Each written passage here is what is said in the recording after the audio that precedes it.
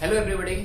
आज के लेक्चर हम डिफरेंशियबिलिटी पर कुछ थ्योरम्स का डिस्कशन करेंगे और थ्योरम नंबर 1 का स्टेटमेंट है if fx and gx are differentiable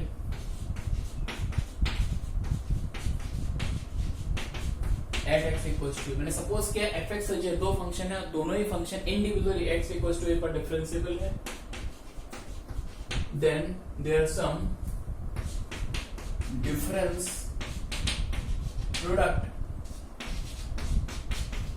and quotient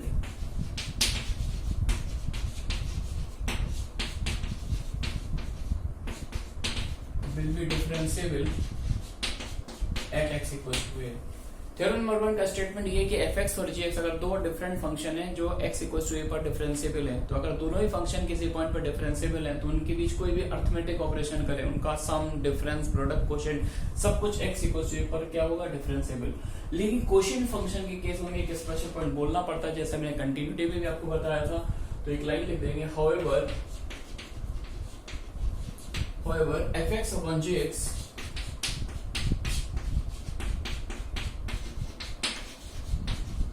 will be differentiable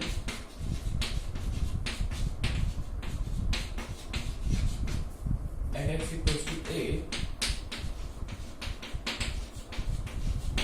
provided g of a not equals to 0। तो क्वोशिएंट फंक्शन डिफरेंशियल तब होगा जब g of a की वैल्यू 0 ना हो, है ना। तो एक सेम रिजल्ट में कंटिन्यूटी पढ़ा था कि अगर fx और gf दो फंक्शन जो नो a पर कंटिन्यूअस है, उनका सम, डिफरेंस, प्रोडक्ट, कोशेंट सब कुछ उस पॉइंट पर डिफरेंशिएबल होता है। तो जो कंटिन्यूटी में थ्योरम है एग्जैक्टली सेम थ्योरम है डिफरेंशिएबिलिटी में, वही रिजल्ट आपके लिमिट्स में भी है। तो थ्योरम नंबर 1 का ये रूल हो गया। थ्योरम नंबर 2 क्या है, if fx is differentiable at x equals to a and gx is non-differentiable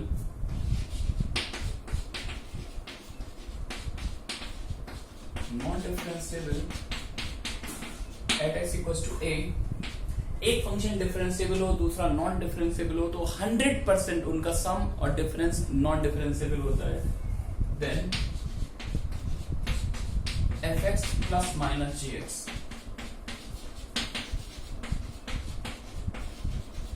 will be non differentiable at x equals to a। Repeat करता हूं इस रिजल्ट को, अगर एक फंक्शन डिफरेंशिएबल है a पर, दूसरा नॉन डिफरेंशिएबल है, तो 100% उनका सम और डिफरेंस उस पॉइंट पर नॉन डिफरेंशिएबल होता है। अगर आप रिकॉल करें कंटिन्यूटी में सेम लाइन लिखाई थी, एक function x equals to a पर कंटिन्यूअस है, दूसरा डिसकंटिन्यूअस है, तो सम और डिफरेंस डिसकंटिन्यूअस होता है। और इसको प्रूफ कैसे किया था, by the method of contradiction.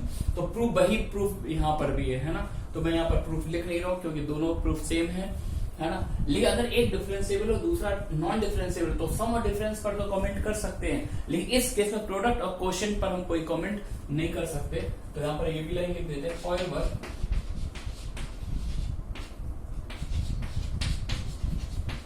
nothing definite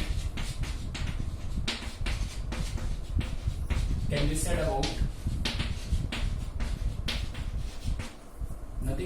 be said about product and quotient of functions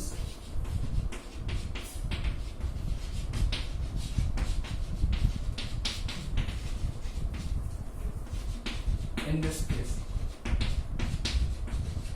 इस केस आप प्रोडक्ट क्वेश्चन पर कोई क्लेम नहीं कर सकते। ये हो भी सकता है डिफरेंशिएबल और नहीं भी हो सकता है। इस टाइप का कोई क्वेश्चन दिखाई देता है जो फंक्शन fx a पर डिफरेंशिएबल है, दूसरा नॉन डिफरेंशिएबल है, और प्रोडक्ट का क्वेश्चन है तो आपको चेक करना पड़ेगा, क्वोशिएंट का क्वेश्चन है तो चेक करना पड़ेगा, लेकिन सम और डिफरेंस का है तो आप डायरेक्टली उसी लाइन पर क्वेश्चन का आंसर दे सकते हैं, है ना। एक सिचुएशन में ले लेता हूँ, ये फंक्शन ले लिया मैंने, fx equals to cos mod x plus mod x, है ना। cos mod x plus mod x, अब ऑब्वियस ही बात, और बात कर रहा हूं मैं at x इक्वल्स टू 0, है ना। अच्छा, cos mod x का ग्राफ अगर हम देखें तो cos mod x तो एक्चुअली cos x ही होता है, क्योंकि cos x का ऐसा फंक्शन है, इवन फंक्शन है तो अगर मैं x को नेगेटिव भी लूंगा, मॉड नेगेटिव से भी खुला है यहाँ पर, तो cos माइनस थीटा क्या बन जाता है, cos थीटा बन जाता है। तो इस फंक्शन को हम सिंपली क्या लिख सकते हैं, cos x plus mod x, है ना। तो cos x की बात करें तो ये कैसा है, differentiable at x equals to 0 पर डिफरेंशिएबल है। मॉड x अगर आप कैसा है, non differentiable at x equals to 0। तो एक डिफरेंशिएबल है, दूसरा नॉन डिफरेंशिएबल है, तो सम की बात की जाए तो 100% ये कैसा आएगा, not differentiable at x equals to 0। आ रही बात बच्चों समझ में? आप चाहे तो फर्स्ट प्रिंसिपल लगा के चेक कर सकते हैं, आगे कुछ क्वेश्चन कराएंगे भी चेक वाले।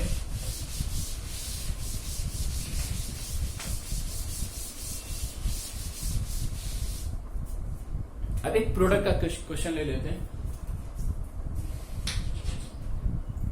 Late fx equals to x and gx equals to mod x, है ना। और 0 की बात करते हैं। ये फंक्शन कैसा है, differentiable at x equals to 0, एक 0 का डिफरेंशिएबल है। ये कैसा है, non differentiable at x equals to 0। अब मैंने इन दोनों का प्रोडक्ट ले लिया। लेट hx इक्वल्स टू, एक डिफरेंशिएबल है, दूसरा नॉन डिफरेंशिएबल है। तो hx की डेफिनेशन क्या आ गई, x इंटू मॉड x। अब मुझे ये चेक करना है, अगर एक फंक्शन डिफरेंशिएबल हो दूसरा नॉन डिफरेंशिएबल हो, तो मैंने बताया था इसके लिए कोई रूल अपने पास नहीं है। ये प्रोडक्ट डिफरेंशिएबल हो भी सकता है और नहीं भी हो सकता, हमें चेक करना पड़ेगा।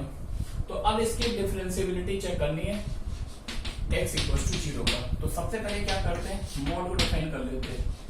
एक केस बनाया x greater than equal to 0, तो मॉड x बन जाएगा x स्क्वायर। एक केस बनाया x less than 0, mod x बनेगा माइनस x। सही है बच्चों। अच्छा ये क्लियर है, फंक्शन कंटीन्यूअस है, 0 पर ये भी 0 दे रहा है, 0 के पीछे भी 0 दे रहा है। तो फंक्शन अगर कंटीन्यूअस हो और डेरिवेटिव चेक करनी है तो मैंने क्या सिखाया था, सीधा डिफरेंशिएट कर दो।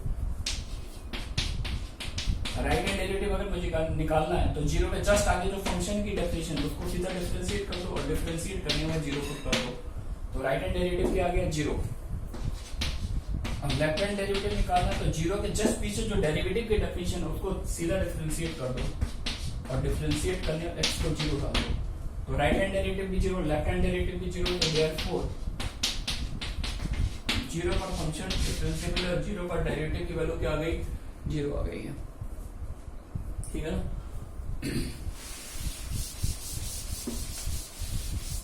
अब थर्ड पॉइंट, थर्ड थ्योरम नहीं है, थ्योरम वो होता है जो रिजल्ट ट्रू होता है। ये पॉइंट है क्योंकि अब अगर हम बात करने जा रहे हैं fx और gx, दो फंक्शन है, दोनों ही a पर नॉन डिफरेंशिएबल है। fx भी a पर नॉन डिफरेंशिएबल है, gx भी a पर नॉन डिफरेंशिएबल है। Then nothing definite can be said about sum difference product quotient. यानी अगर दोनों ही नॉन डिफरेंशिएबल है तो ना तो आप सम पर कोई कमेंट कर सकते हैं, ना डिफरेंस पर, ना प्रोडक्ट पर, ना क्वोशिएंट पर। यानी एक सिंपल क्वेश्चन की तरह आपको सॉल्व करना पड़ेगा, पूरी इन्वेस्टिगेशन करनी पड़ेगी और चेक करने के बाद ही आप बता सकते हैं कि वो फंक्शन डिफरेंशिएबल है या नहीं, है ना। तो ये थ्योरम नहीं है यार, ये एक रिजल्ट है, एक पॉइंट की तरह नोट करें। If fx and gx both are non-differentiable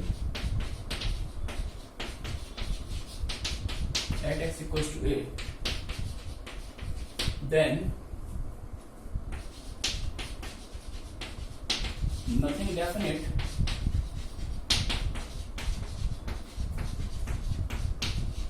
can be said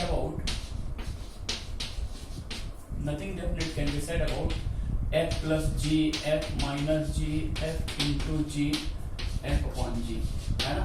आप एक बार हमारा कंटिन्यूटी के थ्योरम्स वाला वीडियो उठा के देखिएगा तो आपको दिखाई देगा कि जो आज मैं पढ़ा एग्जैक्टली एक एक लाइन हमने सेम आपको कंटिन्यूटी में थ्योरम्स दिखाई थी, सेम है, बस वहां पर कंटिन्यूटी वर्ड यूज कर रहे थे, यहाँ पर डिफरेंशिएबिलिटी यूज कर रहे हैं। ठीक है ना। तो इसके लिए मैं एक प्रॉब्लम कंसीडर करता हूं, वहां से अच्छी फील आएगी। एक फंक्शन ले लिया, लेट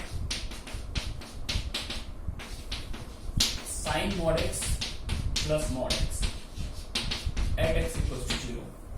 मैंने फंक्शन ले लिया sin mod x plus mod x। अब मुझे चेक करना है कि ये 0 पे डिफरेंशिएबल है या नहीं। तो पहले तो sin mod x को समझते हैं यार।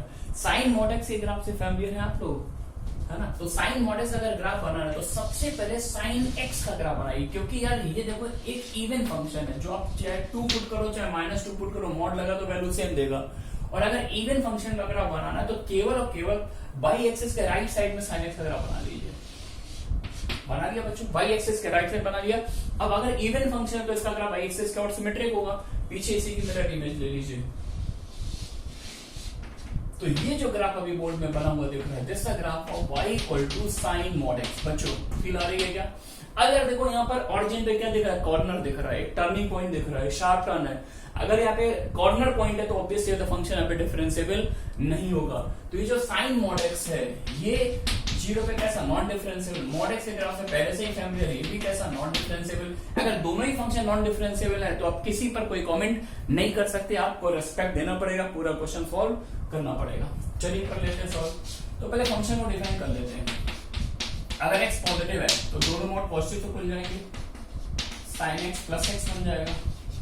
अगर x नेगेटिव है तो मॉड x क्या बनेगा, माइनस एक्स, और साइन माइनस थीटा होता minus sine theta, minus sign x minus x. ये हमने फंक्शन को रिडिफाइन कर लिया।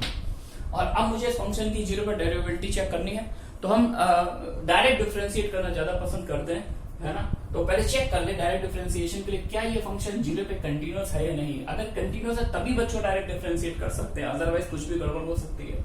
तो जब मैंने 0 के आगे वाले डेफिनेशन में x को 0 डाला तो ये वैल्यू 0 दे रहा है, और 0 के जस्ट पीछे जो डेफिनेशन इसमें x को 0 डाला तो ये भी 0 दे रहा है। तो इसका मतलब ये जो फंक्शन है fx ये 0 पर कंटीन्यूअस है। कंटीन्यूअस है तो अब हम डेरिवेटिव डायरेक्ट शॉर्टकट रूल से चेक कर सकते हैं। बच्चों क्या सिखाया था, अगर 0 पर राइट हैंड डेरिवेटिव निकालना है तो 0 के जस्ट आगे जो फंक्शन की डेफिनेशन है उसको सीधा डिफरेंशिएट करो। sin x का डेरिवेटिव cos x प्लस 1 आया क्या, और डिफरेंशिएट करने पर x को 0 डाल दो, cos 0 1 प्लस 1 2 आ गया। f dash 0 माइनस 0 के जस्ट पीछे जो फंक्शन की डेफिनेशन उसको डिफरेंशिएट कर दो, minus cos x minus 1 x को 0 पुट कर दो, माइनस 2 आ गया। तो राइट हैंड डेरिवेटिव प्लस 2 आ रहा है, लेफ्ट हैंड डेरिवेटिव माइनस 2 आ रहा है। इसका मतलब है कि फंक्शन डिफरेंशिएबल नहीं है। कमेंट क्या हो गया, fx is not differentiable at x equals to 0। बच्चों समझ में आ गया? ठीक है। अब मैंने क्या किया, एक बार प्लस लिया तो दो नॉन डिफरेंशिएबल है, एक दूसरा फंक्शन ले लिया gx और बीच में से प्लस हटा के माइनस लगा दिया।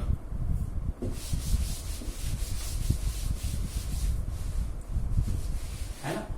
अब देखते हैं, थोड़ा सा चेंज किया बस, sine mod x minus mod x, ये नॉन डिफरेंशिएबल है, ये भी नॉन डिफरेंशिएबल है, और उसके डिफरेंस की बात कर रहे हैं, ये 0 पे डिफरेंशिएबल होगा या नहीं होगा। तो पहले डिफाइन कर लेते हैं, मॉड हटाते हैं। x पॉजिटिव है तो साइन मॉड एक्स बनेगा साइन एक्स माइनस एक्स, और अगर x नेगेटिव है तो मॉड एक्स बनेगा माइनस एक्स। ये sine minus theta minus sine theta हो जाता, और ये बन जाएगा प्लस का एक्स, तो x माइनस साइन एक्स। बच्चों कनेक्ट कर रहे हैं क्या?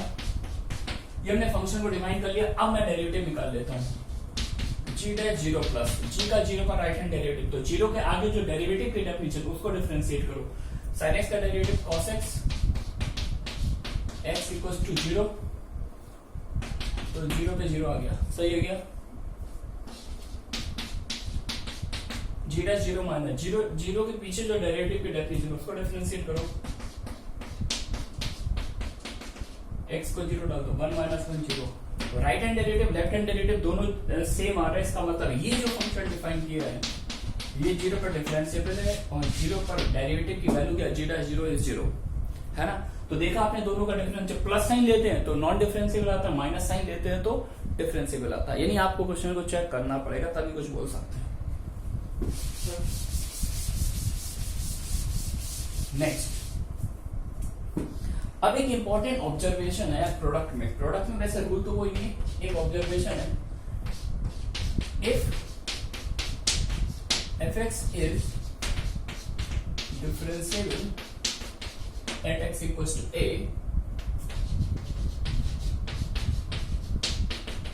and fa equals to 0, fx function जो है x equals to a पर डिफरेंशिएबल है और f of a 0 है, comma gx is continuous at x equals to a, then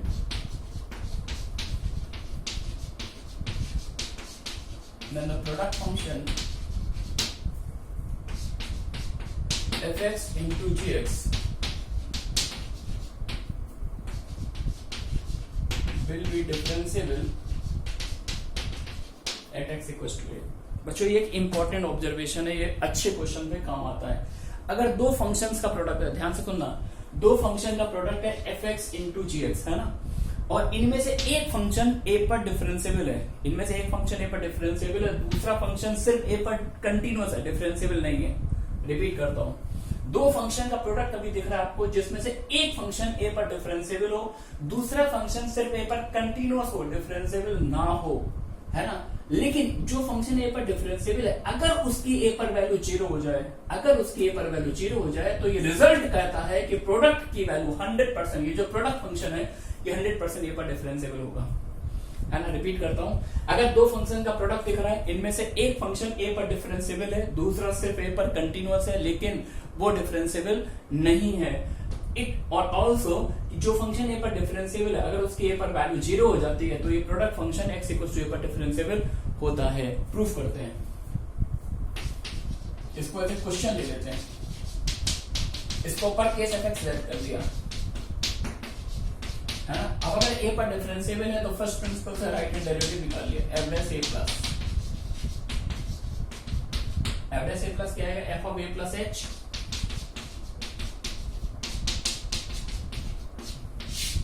minus f of a upon h।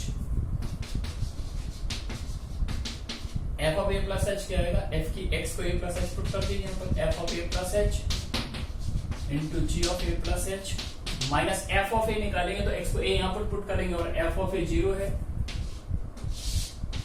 तो पूरी पिक्चर 0 हो गई। सही है क्या?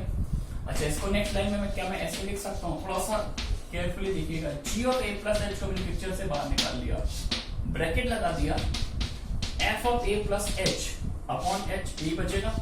लेकिन एक बात सोचो, अगर मैं इसमें से f ऑफ a सब्ट्रैक्ट कर देता हूं तो कोई इफेक्ट थोड़ी पड़ता, क्योंकि f ऑफ a की वैल्यू तो 0 ही है। अगर इसको 0 डाल दे तो एग्जैक्टली वही पिक्चर बन गई क्या? लेकिन यहाँ से एक एडवांटेज मिल गया, ये क्या बन गया बच्चों, राइट हैंड डेरिवेटिव, या फिर डिफरेंशियल भी बोल सकते हैं फंक्शन को। अच्छा, g फंक्शन कंटीन्यूअस है, फंक्शन g कंटीन्यूअस है, तो ये क्या लिखा हुआ, limit h goes to 0 g of a plus h, यानी g की a पर राइट हैंड लिमिट। लेकिन फंक्शन अगर a पर कंटीन्यूअस है तो राइट हैंड लिमिट बोले या फंक्शन की वैल्यू बोले, both are the same meaning. और ये क्या है, f का a पर derivative g into f dash a, आ रही बस समझ में, ये आ गई राइट हैंड डेरिवेटिव की value. And if we talk about the left hand derivative f dash a minus limit h goes to 0, direct put कर दो x को a minus h, f of a minus h into g of a minus h, ऐसा कुछ आ जाएगा। g of a minus h common ले लो,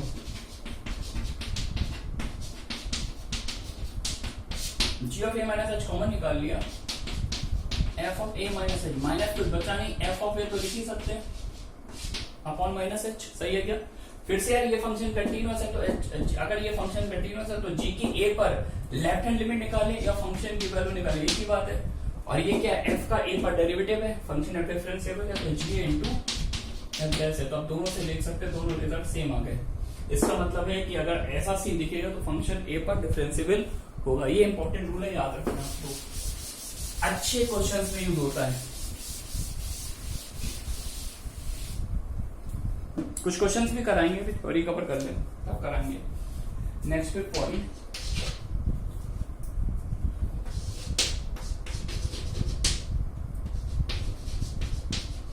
derivative of a continuous function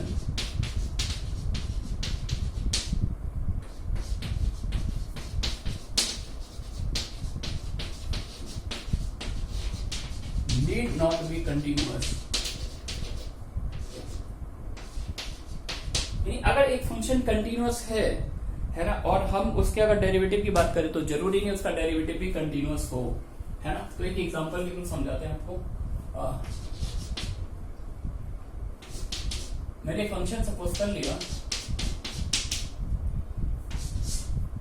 f(x) equals to x square sine 1 upon x,